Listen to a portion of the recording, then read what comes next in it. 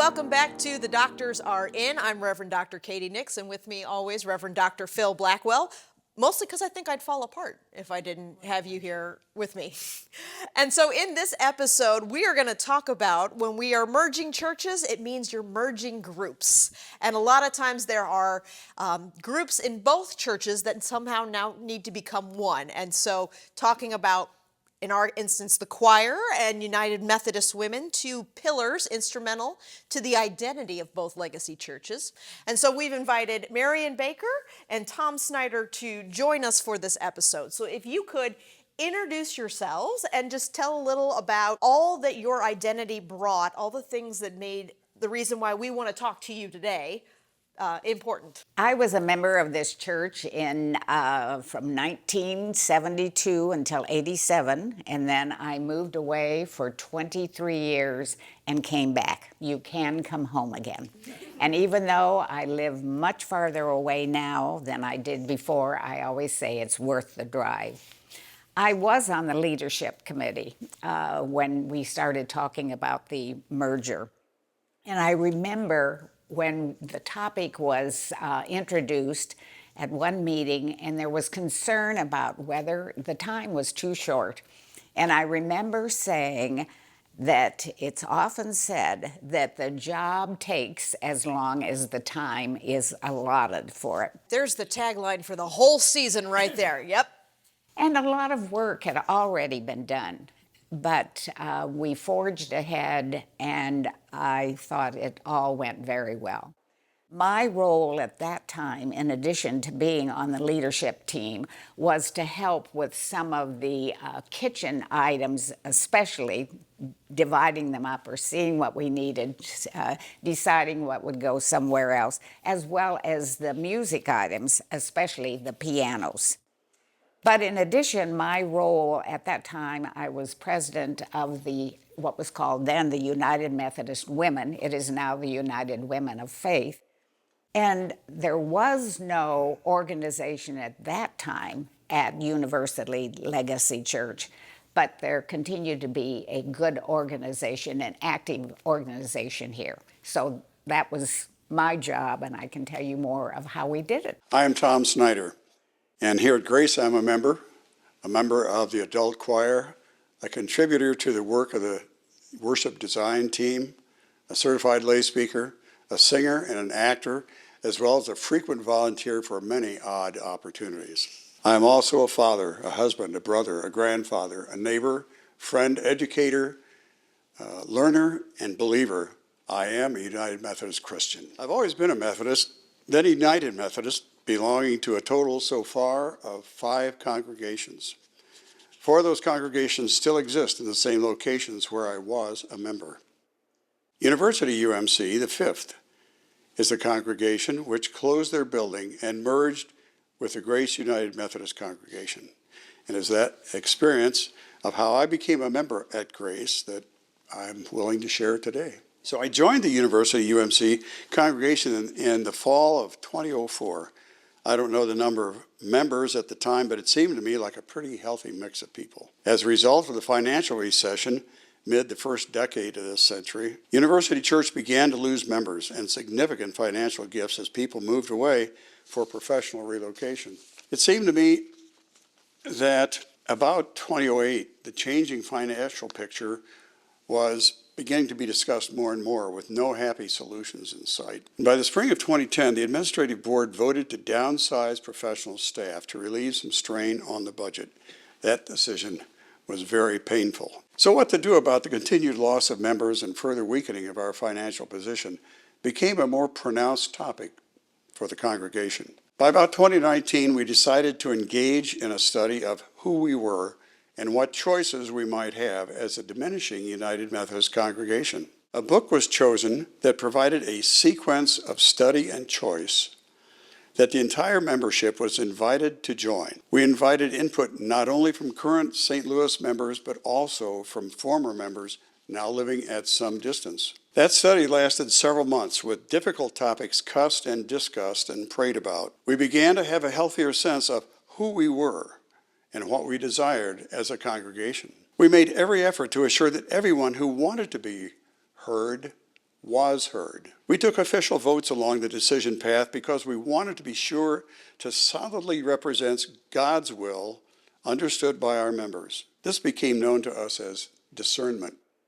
That's a big church word that we'd heard a lot, but it became very personal. Options came and went. Hard decisions were faced and made, and it became clear that merger with an existing United Methodist congregation was the best choice, and that congregation appeared to be Grace United Methodist Church. My concern about that choice was the time frame that we had to accomplish a merger. Mariann just talked about that. June 30 of 2021, a date that was set by the Missouri Conference. There are all kinds of fuzzy reasons why this needed to be happening, things that had to be done, but trust me, it was a very tight time frame. It seemed to me that the people of Grace wouldn't have long at all to discuss and decide whether to accept our merger plan.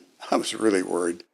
We formed teams of Grace United Methodist University members to get acquainted through weekly communication to discuss and pray about the merger opportunity and what it meant. That seemed to help lay a path for easier merger process and progress. Our pastors, Reverend Diane Kennison and Reverend Dr. Katie Nix, were integral in leading this process and in working together to understand the opportunity. I think it's really important to remember back then that it was all going on with great social distancing. With very few people gathering in person to worship, or in the case of university, we weren't gathering at all, it was all online. And only Pastor Diane, the camera person, and our music director, Dr. Nicole Aldrich, in person, leading all this. All this was painful and distressing in so many ways to the members of University Church. To lose the identity of a long-standing United Methodist congregation was and is very serious and highly stressful. I have no clue about the feelings members of Grace had in this regard. And at this point, I want to say I represent only myself in saying any of these things. I haven't consulted with anybody else, although I thought about it, from the former University Church family. Now, let's just give it my shot, and everybody else can take their turn when it comes up. Absolutely. Merger Sunday occurred on June 20 of 21. We beat the deadline. And besides Alex Young, my discussion and prayer partner at Grace, who are these people? How do I get to know them? After that first service together, it was ice cream social outside on the sidewalk. And I look at this lady standing there looking at me, and I think, what are you doing here? I actually said it to her. I said, what are you doing here? And she says, I belong here. I go to this church. And I said, really? She's my neighbor across the street. Her name is Carrie Sullivan. I'd seen Carrie for years walk down Rosedale, a side street, and I thought she was going down to the Catholic Church, St. Roch. I never asked. Because of the hour, I didn't know she was going to 8:30. That's her tradition, okay? And I laugh about that every time. I think, don't take for granted these people have a home that you know where they're going, and that what's up? Ask, invite, and and Carrie and I laugh and chat all the time now. You each represent sort of ongoing ministries, the women's group by any name that they want to call it, the choir by any hymn that it wants to sing. So what did you find in those episodes where you were trying to continue a specific ministry with a group? What happened? What happened to the women's I group? found good cooperation. I really felt we worked well together. And to respond to what Tom had said just a little while ago about wondering whether Grace Church really wanted to have a merger and really wanted to have University United Methodist Church joining us, I never heard any doubt, criticism, concern at all. Now, I probably hadn't talked to a lot of people, but I felt that the spirit was good and it was very positive. To continue on about the cooperation, I remember getting together with groups and going to University Church. I was amazed at the size of the church, the preschool, all of the equipment, the wonderful Noah's Ark that Alice Moore had made. And we wanted to have it here, but it was just too big, so it found a home somewhere else. I remember those sessions when we got together, and I was absolutely amazed at the kitchen equipment that the church had. And we have a lot of good kitchen equipment here, too. So that was a big job to figure out what we would keep, what we would take. And then I remember after we had toured University Church, the group came over here and had a big tour of this church. So there were lots of get-togethers, and I do remember lots of one-on-one contact with the two committee people. And then the pianos. There were wonderful pianos there. And thanks to Mary Edwards, we have the good ones here, and she decided where they should go. And it's wonderful to have more pianos. And then let's see, the banners. Oh, there was no question that they should come here, but it had to be decided where they would go. They're here, and they're wonderful, and were warmly received. So there was a lot to do, and I remember a Saturday morning when we all came and worked together. Pam Deering and I had the best time cleaning out a closet and finding things. I thought that was a wonderful experience. So I can't think of any big negatives about it. I'm trying not to be Pollyanna, but I thought, under the circumstances, it went well. And this is where I'm going to let you in on a little secret behind the curtain, and I want to share in this episode is there was strategically why we really wanted both of you to be in these positions, because you both have such a gift of hospitality. Both of you, I think, are so good about welcoming and finding ways to connect and just creating this space where, I feel like I can be here. And for you both to be able to kind of lead that with other people, as we're going through the kitchen, as we're, having this new choir, your inherent gifts, I think, really helped set the tone for other people who were probably a lot more nervous and scared and things like that. And so that's my little tip to pastors or leadership is there are people who are just really good at making friends, who are really good at making people feel at ease. And we wanted you guys on the front line because you were going to show the rest of us how to do that really well. Thank you. Thank you. Thank you. That's nice. That's very nice. Thank you. Oh, yes. To comment about the choir, presumably there were singers from university. There were a few initially. As things went along, and I think we can remember honestly that the music leadership got to be really wobbly, unstable. There was a lack of commitment going forward and some people, and we kind of did what we could do for a while. Mm-hmm. And we changed hats, so to speak, and tried some different things and had some really excellent temporary leadership and got into a lovely lay-led committee on how should we go forward. Let's talk about what we're looking for to have a really solid, permanent music leader. And I got to be part of that. I was so happy because I'd done that before several times. And it's like, yeah, this is good. And not only that, that from the beginning, what I noticed especially about United Methodist Women and the choir is quickly you recognized there was a pastoral care element to this. Like, not only are we welcoming people in, but we need to make sure that no one is forgotten, that we're taking care of each other. And so building that level, especially when, there was still leadership or the pastor is trying to get these pieces, it was an on-the-ground effort to going, you know what, we already have this great United Methodist Women.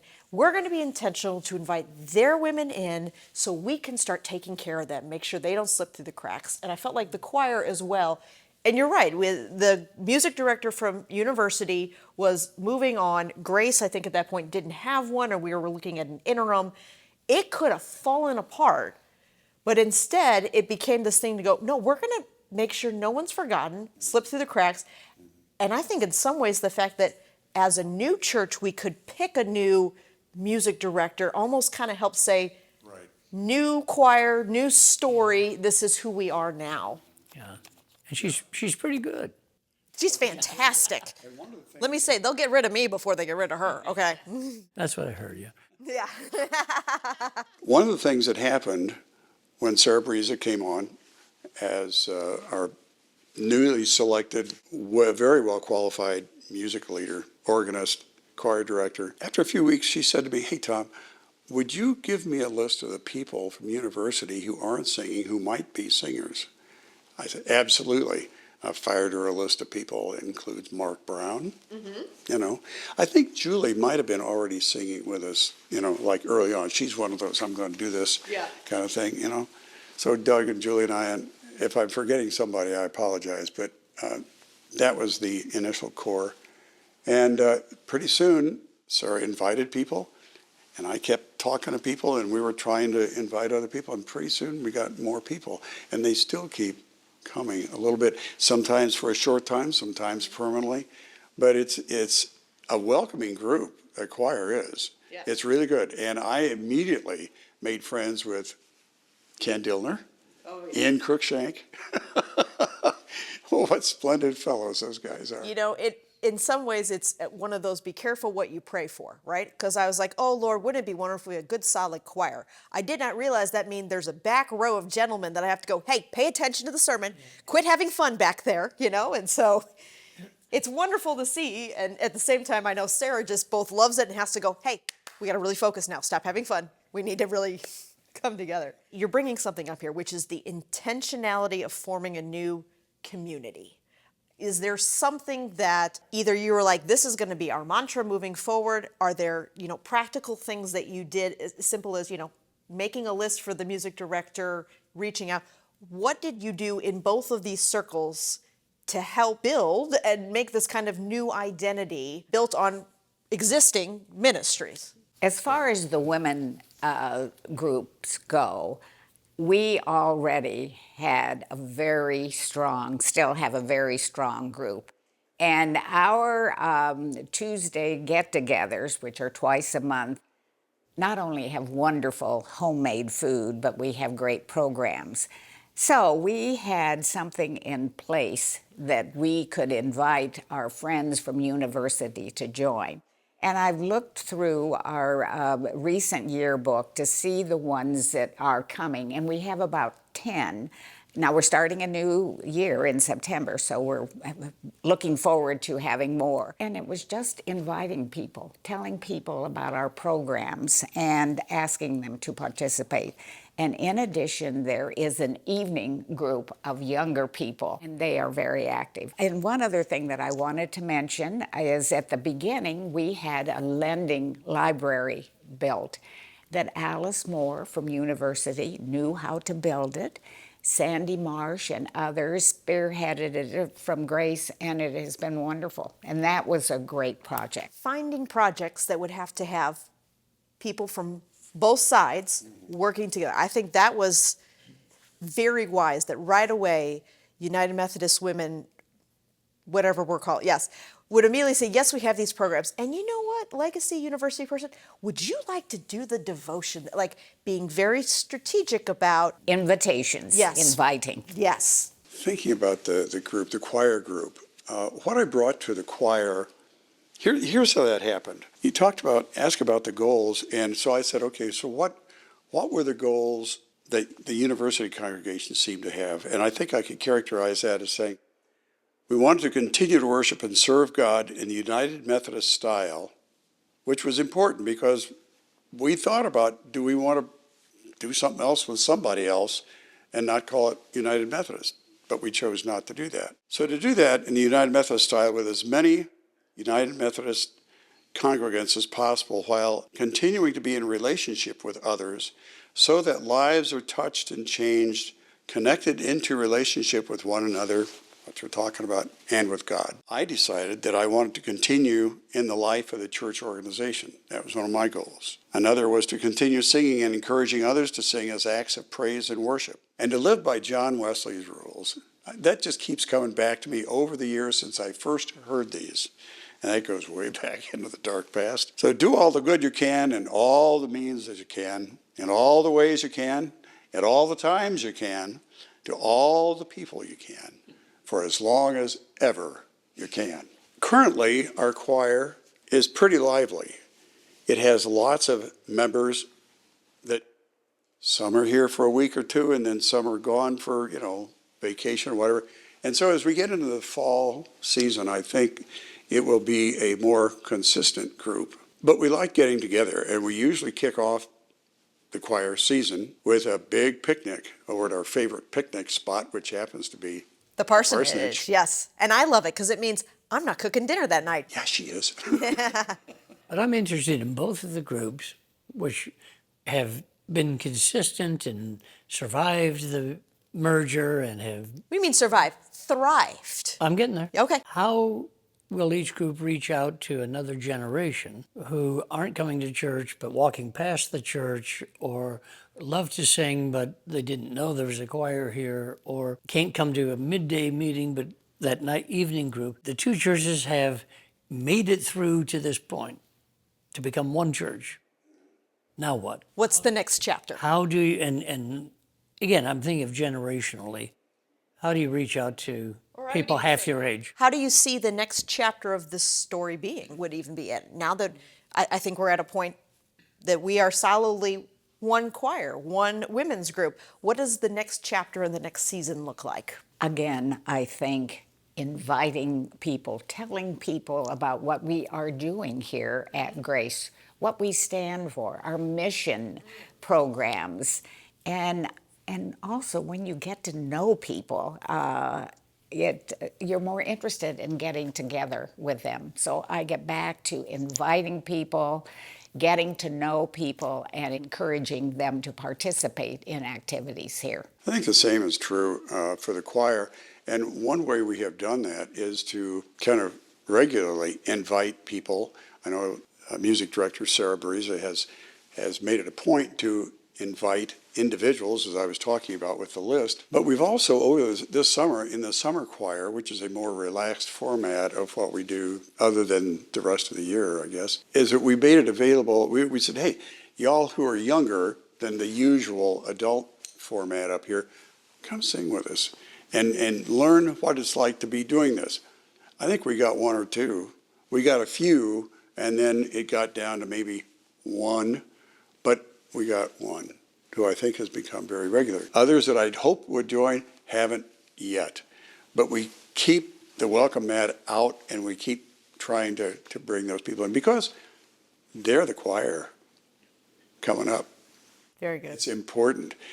And one of the great things that got me hooked in church choir, besides starting when I was about this high and singing in church choirs, was that I got to be the youngest member ever of my home church adult choir. It's like, yeah, this works because I was welcomed. Mm-hmm. They said, yeah, you can do this, and boom. And I went, whoa. It was unusual. Mm-hmm. And I really felt welcome and Needed. Needed, and became a part of what went on with that. And it just was part of my growth to be in that environment. And it was just And is it fair to so say important. You may not be the youngest one in the choir now, but still that welcome is there? And Probably not. But we don't have to talk about that. yes. Well, we have been asking everyone who has come on this season, we end with this question. What advice would you give to another church that might be on this journey? And again, not knowing, is that journey towards merger? Is it towards closing? Is it just starting these conversations? But as someone who not only survived, but now is thriving, what's one last piece of, hey, if you hold on to anything, hold on to this, that you want to share? Good planning, which we did. I think that was so good. And also developing relationships. Relationships are so important. And spreading the word about the positive things that can come from a merger, which I think many things did from this.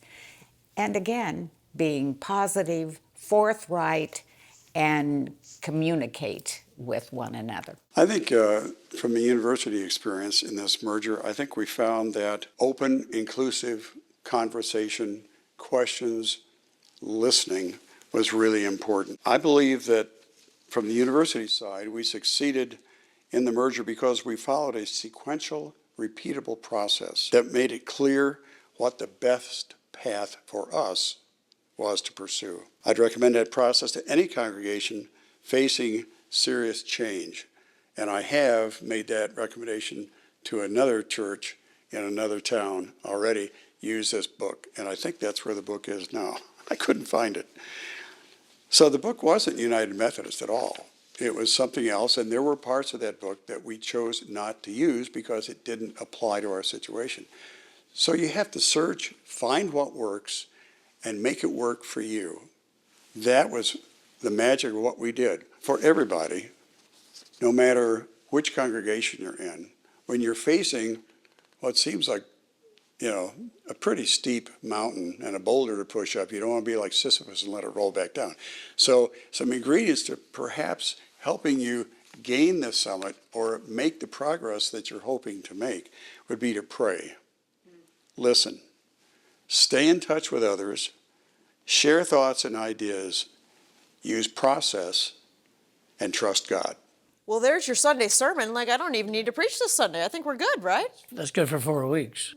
Yes, it is. Yes, it is. Well, thank you so much for joining us on this episode and for all of the wisdom and, more importantly, the joy that you have shared in this. We are grateful. And thank you all for listening, and we look forward to seeing you for our next episode.